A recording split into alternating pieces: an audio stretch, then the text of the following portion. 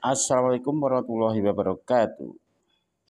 Bapak Ibu, kali ini kita akan membahas tentang informasi penting untuk ASN dan hakim.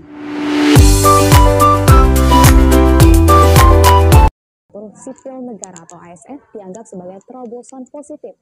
Kenaikan gaji ini diyakini akan dapat meningkatkan produktivitas kerja ASN. Rencana pemerintah untuk meningkatkan produktivitas kerja aparatur sipil negara melalui sejumlah stimulus, termasuk kenaikan gaji, dianggap sebagai terobosan positif. Rencana ini diyakini akan mampu mendongkrak produktivitas abdi negara. Sebetulnya kenaikan gaji PNS ini kan memang adalah salah satu instrumen oleh pemerintah untuk kemudian menjaga aparatur sipil negara untuk kemudian bisa memberikan services atau produktivitas yang optimum. Memang sebetulnya secara teori kalau memang ada pekerja atau labor yang dikompensasi lebih rendah dari produktivitas atau output yang dihasilkan, biasanya mereka itu akan menurunkan produktivitasnya. Tak hanya itu, kenaikan gaji ASN juga diyakini efektif untuk menekan angka korupsi di jajaran plat merah. Juga perlu diperhatikan ada potensi pengurangan kebocoran anggaran. Gitu. Apa ini kebocoran anggaran? Kita tahu di beberapa kasus sebelumnya bahwa ada oknum PNS yang melakukan penyalahgunaan wewenang, seperti misalnya melakukan korupsi, penggelapan pajak, dan lain semacamnya. Kita harapkan dengan kompensasi yang lebih fair, dengan gaji yang lebih tinggi, praktik-praktik seperti ini bisa dikurangi. Itu tentu perlu dengan skema monitoring yang juga lebih intens dan lebih tepat sasaran. Sebelumnya, pemerintah tengah menggodok regulasi pemerataan dan peningkatan kinerja aparatur sipil negara atau ASN di seluruh wilayah Indonesia. Salah satunya dengan memberi kemudahan naik pangkat bagi ASN yang bertugas di perbatasan wilayah terdepan NKRI. Selain itu, pemerintah juga berencana menaikkan gaji para abdi negara. Pemirsa, Anda kembali bersama kami dalam ID Conversation Closing. Menteri Pendayagunaan Aparatur Negara dan Reformasi Birokrasi mengusulkan agar gaji pegawai negara sipil dinaikkan. Dan Menpan RB menyebut usulan kenaikan gaji merupakan bagian dari rencana perubahan rumusan besaran pemberian tunjangan kinerja pegawai negeri sipil.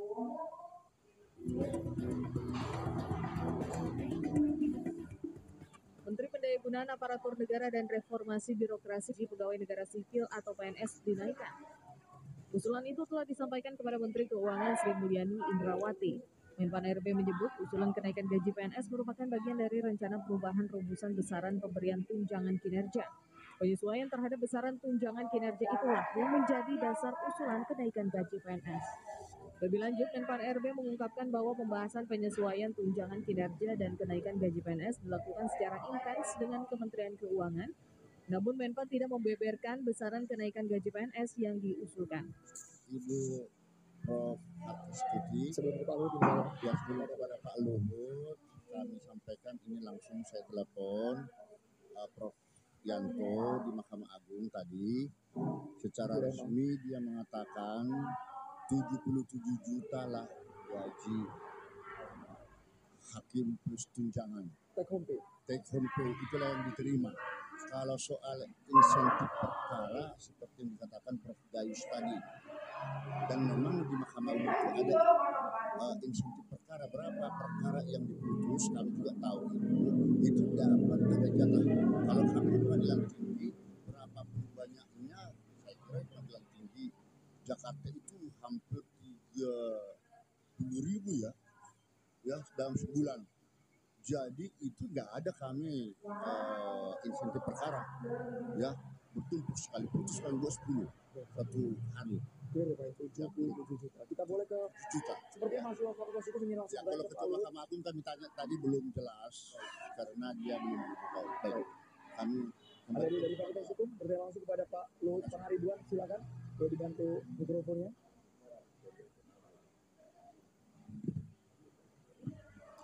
Pertanyaan ditujukan ke Pak Luhut Pangaribuan. Namanya siapa, Mas? Saya namanya Raffi Safwafi dari Fakultas Hukum Trisakti. Saya ingin bertanya buat Pak Luhut, Pak.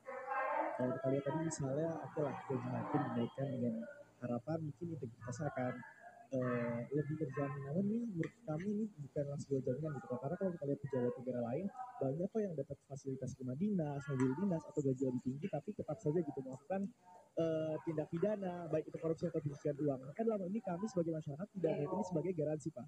Kemudian pertanyaan saya kedua adalah bila mana nanti kebijakannya sudah diterapkan, namun ternyata masih kedapatan nih ada hakim yang ternyata masih main mata atau melakukan tindak pidana. Kira-kira apakah hukumannya masih sama seperti KUHP atau misalnya ada nih hukuman lain yang atau menurut Bapak hukuman yang pantas apa sih Pak gitu? Terkait dengan kalau misalnya udah ditegakkan kebijakan dinaikkan ini gajinya tapi ternyata masih main.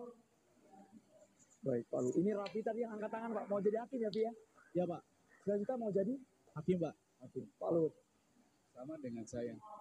Dulu kenapa saya masuk fakultas hukum karena saya mau jadi hakim. Saya pernah diangkat jadi hakim di Pontianak, tapi kemudian nggak terus, tapi ada alasannya nanti saya sampaikan. Jadi sama diri kita deh. Nah yang pertama, saya sudah lihat statement dari Ketua Mahkamah Agung, ya, Profesor Sunarto.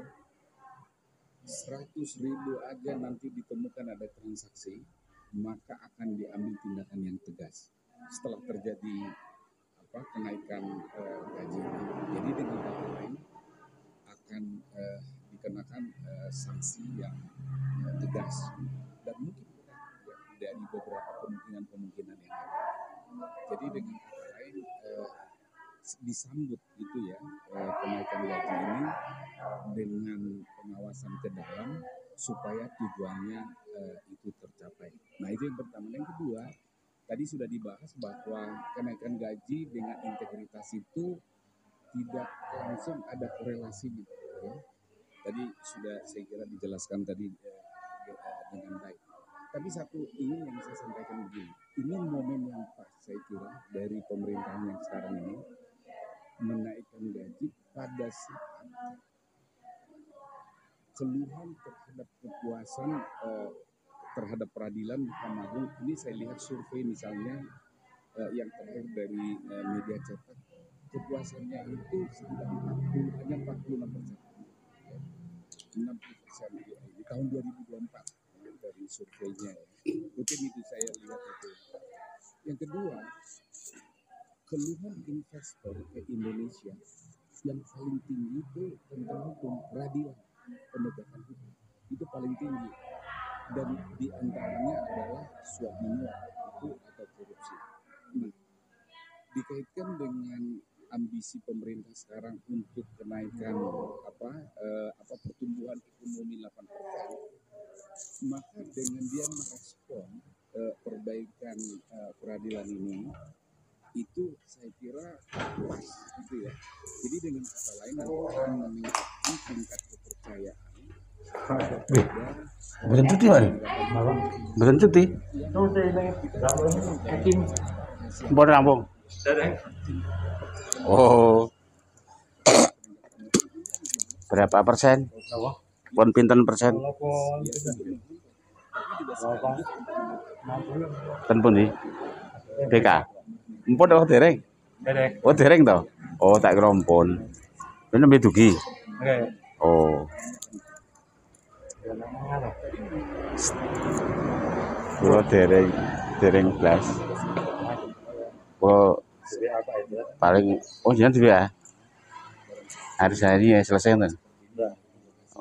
Kulo pun anu. Kulo sing WA Japri. Oh. Saya masih proses. Tapi tentu itu tidak hanya gaji. Nah, itu tadi yang atas. Yen kurang napa? Itu kok.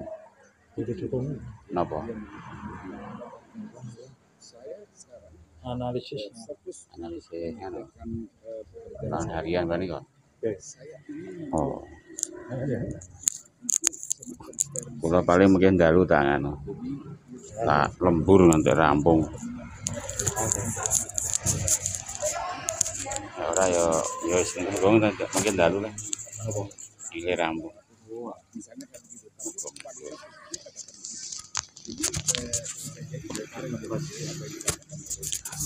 Kaki onten non kok. Wono Ada tiket mau kali ini. Ada. Itu untuk sering daftar ulang itu. Untuk sing dianu di Parangi teng omahe.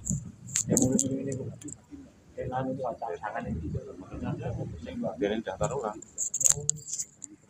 Apa mungkin sing ngambil? Kadang-kadang tidak tampil di sistem. Waktu memblokir datang ke DPR minta persetujuan, kenapa ketika Tinggal besok Jumat secara pun mandiri 4 hari belum. tiap Senin Selasa lah. Senin Selasa.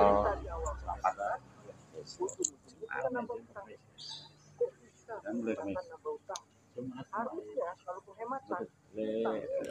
Demikian Bapak Ibu pembahasan kita di video kita kali ini. Semoga ada manfaatnya, ada kekurangan mohon maaf. Kita jumpa lagi di video-video Edmisa berikutnya. Terima kasih, sampai jumpa.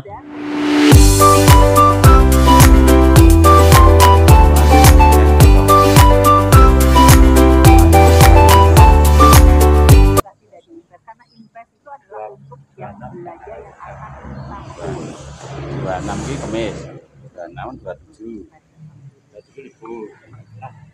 Oh jadi 26 terus Senin, Selasa,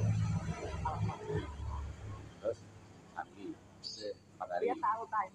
Besok. Jadi Jumat masuk.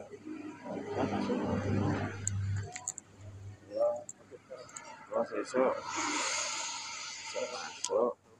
Jumat Putri. Senin mulai masuk terus.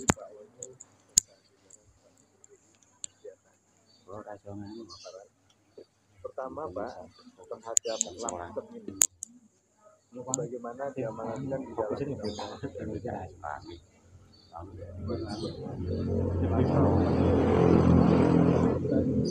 laptop juga menyampaikan laporan yang berisikan capaian sasaran program yang mengkaitkan indikator kementerian lembaga. Berarti kurang bukti dikontrol itu kurang analisis. Rapat panja, dokumen ini sudah disiapkan. Kalau disiapkan, Ampun dia anu. Berikan.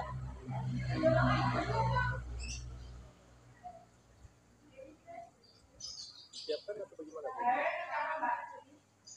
Di belanja ada Pak, output orang apa? Bukan, apakah dokumen ini nanti disiapkan atau tidak? Siapkan di sana Pak.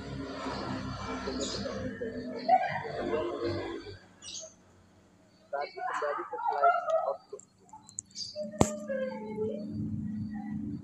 Slide outlook ini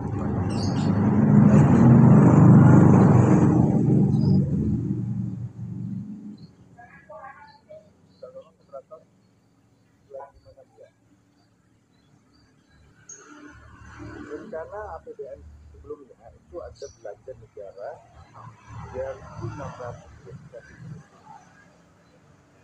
Kemarin beberapa bulan yang lalu dengan Impres 1 2020 pemerintah merencanakan penghematan 306 triliun.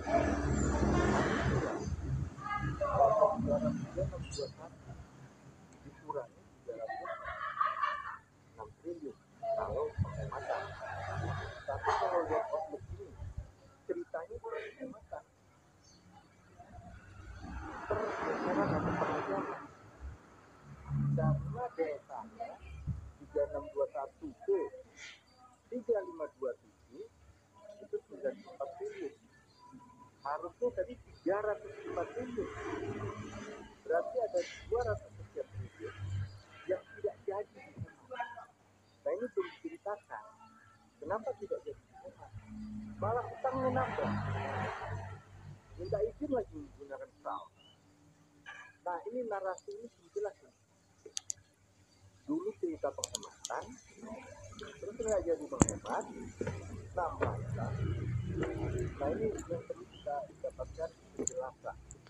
Tadi slide 16, coba slide 16, operator. Di slide 16 tadi Bu Menteri mengatakan sudah ada buka blokir. Impresnya jelas blokir. Bahkan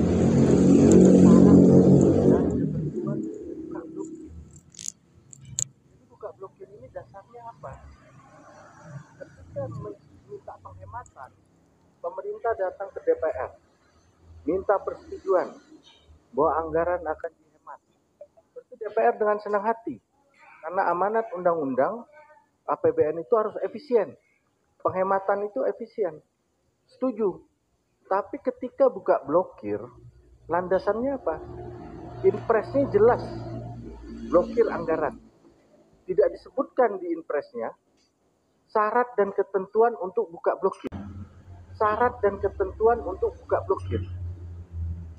Nah, ini harus dijelaskan dulu dasar dari pembukaan blokir. Apakah membuka blokir ini pemerintah datang lagi ke DPR minta persetujuan? Karena tadi Bu Menteri mengatakan ada beberapa program baru.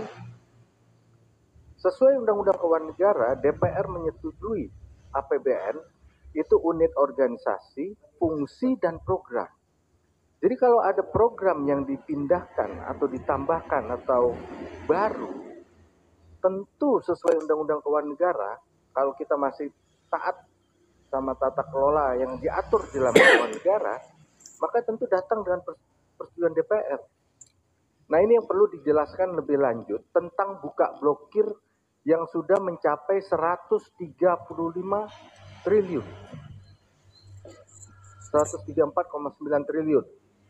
Yang dikatakan di 23 KL itu restrukturisasi, 76 KL itu pembukaan blokir biasa. Jadi artinya programnya sudah ada, kemarin diblokir dibuka. Tapi terhadap 23 KL, ini sepertinya ada penajaman atau hal-hal baru yang belum disampaikan kepada kita. Nah, jadi mungkin kita supaya inline dengan impres, karena impresnya jelas. Impresnya jelas memblokir. Bahkan tidak ada syarat dan ketentuan bagaimana caranya membuka blokir. Waktu memblokir datang ke DPR minta persetujuan, kenapa ketika buka blokir dilakukan secara mandiri? Mandiri. Secara mandiri. Sepihak. DPR-nya nggak tahu. Bahkan implikasinya nambah utang. Cerita di awal penghematan, ujung-ujungnya kita nambah utang. Kok bisa penghematan nambah utang? Harusnya kalau penghematan, utangnya yang berkurang. Ini tidak. Cerita awal penghematan, di ujungnya, outlook-nya, nambah hutang, bahkan menggunakan SAL.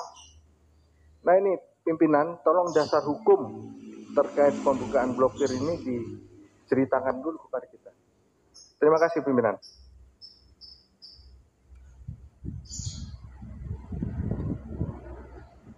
Baik Bapak Ibu sekalian, apa yang disampaikan oleh Pak Dolby karena dasarnya memang pada regulasi kita sendiri, ketaatan kita bersama terhadap undang-undang,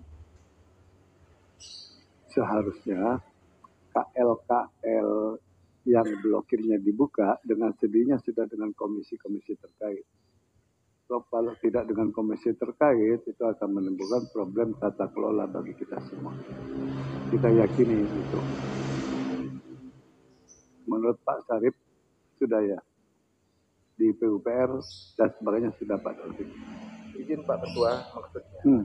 Di impres itu kan perintahnya blokir. Waktu membuka blokir, itu ada impres tersendiri kepada Menteri Keuangan yang kita tidak ketahui atau bagaimana? Karena di impres tidak ada syarat dan ketentuan untuk membuka blokir. Tiba-tiba ambil inisiatif yang kita nggak tahu nih inisiatifnya bagaimana ini. Blokirnya dibuka. Padahal waktu blokir datang ke kita mengatakan atas nama penghematan maka kami minta persetujuan DPR. DPR dengan senang hati dong menyetujui namanya penghematan, tidak terjadi pemborosan. Nah, ketika blokir dibuka kok implikasinya utang nambah menggunakan SAL dan sebagainya. Gitu loh. kita boleh bicara tentang posturnya atau dari mekanismenya dulu Bapak. Karena kalau tadi pertanyaannya Pak Dolfi, Bapak, kan nggak bisa dilihat efisiensi kok nambah defisit pakai SAL. Padahal kan kalau kita ngomong postur, tadi bagian penerimaan kan ceritanya panjang tuh Pak Dolfi. Ada kondisi PPN yang nggak jadi, dividen nggak ada. Jadi itu kan yang menyebabkan bahwa kita tidak mampu mengkolek tadi 150 triliun sendiri, plus ditambah adanya restitusi dan yang lain-lain dari penurunan harga komoditas, terutama batu bara dan restitusi. Atau menjadi barang kena pajak. Itu di dalam Undang-Undang HPP. Itu semuanya kan masuk di dalam postur penerimaan yang tadi kita sebutkan lebih rendah dari yang kita sampaikan. Sementara kalau Pak Dolfi bicara tentang belanja, ya tadi ya, belanja kan tadi ada Inpres meminta untuk efisiensi dan rekonstruksi. Ini tulisannya tuh katanya efisiensi dan rekonstruksi. Di mana Bu? Pak. Di Inpres dikatakan blokir dan rekonstruksi. Kalau tidak disebutkan blokir dibuka tidak di Inpres, karena Inpres itu adalah untuk yang belanja yang akan kita hold. Kita berikan waktu untuk Teh datang dulu. Terima kasih ya Pak ya. Alhamdulillah. Dia tahu timingnya untuk datang. Jadi di dalam Inpresnya itu adalah untuk memblokir supaya belanja tidak dibelanjakan, di hold. Karena waktu itu sudah ada perpres untuk, is it PP atau perpres? Untuk pelaksanaan DIPA Pak. Jadi sebetulnya dengan memberikan pelaksanaan DIPA, KL itu sudah bisa belanja. Tapi seperti kita ketahui dengan adanya KL-KL baru, kita kan terjadi ada 23 KL yang baru, itu terjadi pemecahan dan melakukan realokasi di antara para KL yang berubah, plus Presiden meminta untuk beberapa yang dianggap bisa diefisienkan, seperti belanja perjalanan dinas, seminar, segala macam, itu semuanya yang istilahnya dibintang. Tapi karena bintang banyak sekali, maka dimunculkan dalam bentuk Inpres, itu untuk hold. Nah, untuk melepaskan, Bapak lihat di sini, belanja sesuai arahan Presiden. Poinnya, instruksi Presiden, Inpres 1, dan arahan atau instruksi Presiden untuk buka blokirnya. Jadi dua seimbang. Untuk yang kedua ini buka blokir, itu adalah melalui mekanisme ratas atau dari Presiden menetapkan di dalam sebuah rapat, kemudian menjadi kesimpulan rapat berdasarkan arahan Presiden yang ini dibuka. Itu Pak. Jadi dari sisi kekuatan hukum adalah sama. Yang satu adalah Inpres tertulis karena seluruhnya, sedangkan yang untuk belanja tergantung kalau Presiden hari ini memutuskan kita rapat terbatas bicara tentang koperasi, maka dialokasikan seperti ini. Kalau kita menambah untuk rumah, maka ditambah seperti ini. Kalau nanti ditambah dengan MBG waktu itu, maka itu yang dilakukan dengan arahan Presiden. Pasti ada notulisnya Pak. Kami tidak akan buka blokir karena saya sebagai Menteri Keuangan pun tidak memiliki kewenangan. Makanya harus ada notulis dari Presiden. Itu biasanya melalui ratas. Gitu. Baik Pak Dolfi, cukup saya pikir Pak Dolfi. Demikian Bapak Ibu semua telah kita saksikan video berkaitan dengan rapat ataupun proses ya untuk perwujudan kenaikan gaji antara Menteri Keuangan Sri Mulyani dengan DPR. Semoga ada manfaatnya, ada kekurangan mohon maaf. Assalamualaikum warahmatullahi wabarakatuh.